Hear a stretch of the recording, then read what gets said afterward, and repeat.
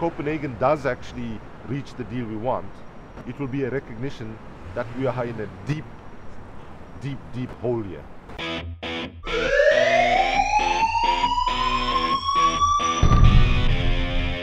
Something dramatic is changing in our environment. We don't necessarily fully understand what it is, but we know something's changing and we're having to change with it. This is not a left issue or a right issue. This is a global issue, and it's all about our future. We have fires in California, we have floods in West Africa, we have floods in Asia. This summit is probably the most important global meeting that has ever happened on this planet.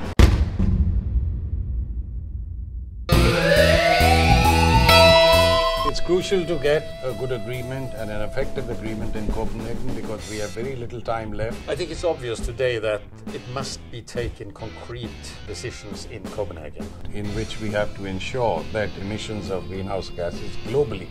This is a moment not to be lost.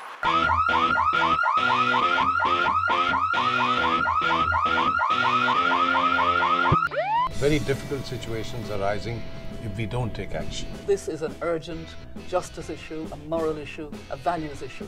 It's all about who we are and how we're going to survive this century. This is really a matter of life and death.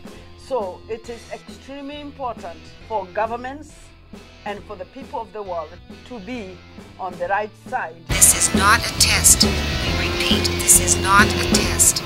Reaching an agreement at Copenhagen is too fundamental to our livelihoods and our future to be left in the hands of the negotiators by themselves. A future with limited resources, including limited air quality and water quality and so forth, are all tied up in the outcome of the decisions that will be made at Copenhagen. We must get agreement now, hopefully in Copenhagen, a binding agreement, and it must make sure that we stay below 2 degrees centigrade. I have grandchildren who will be in their 40s in 2050. Will they have a world? It's as serious as that.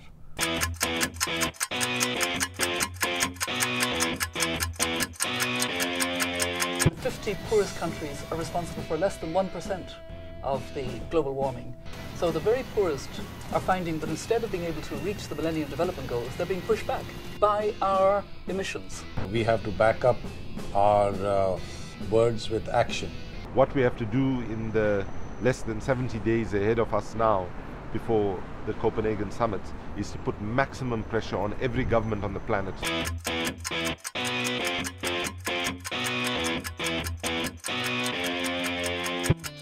You, the citizen, put pressure on your leaders, then we will see the leaders in Copenhagen react more cooperatively. Politicians should not be afraid if they take the decisions which are necessary. The Global Observatory is absolutely crucial to getting the right kind of a deal in Copenhagen, and more importantly, the implementation of any deal going beyond Copenhagen. To contribute actively, as we all should, to the process of Copenhagen and to making it a success. My message to the decision makers in Copenhagen is think of your children and of your grandchildren and what will be written about you in the history books.